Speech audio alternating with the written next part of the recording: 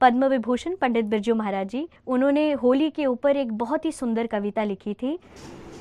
तकिट धिकिट तकिट धिकिट तकिट धिकिट तकिट धिक, आज मचो धूम धाम होरी के जम घट में, भरी भरी पिचकारी मारे डारत है सप्तरंग, लपटी झपटी बार जोरी पिचकारी, सररररर रंग रंग चलो रंग राधे, मुख मलक रंग चटक मटक देत ताल, संग बजत डोल चंग ताते ताते तत थे, धुमकिट तक ध्वनि मृदंग कर पकरत श्याम राधे, पार जोरी छेड़ कर प्रीत रंग बरसत चहु राधे, भई श्याम रंग निरखत ब्रिज श्याम धरे, ध्यान पाए भक्ति रंग ध्यान पाए, भक्ति रंग ध्यान पाए, भक्ति रंग ध्यान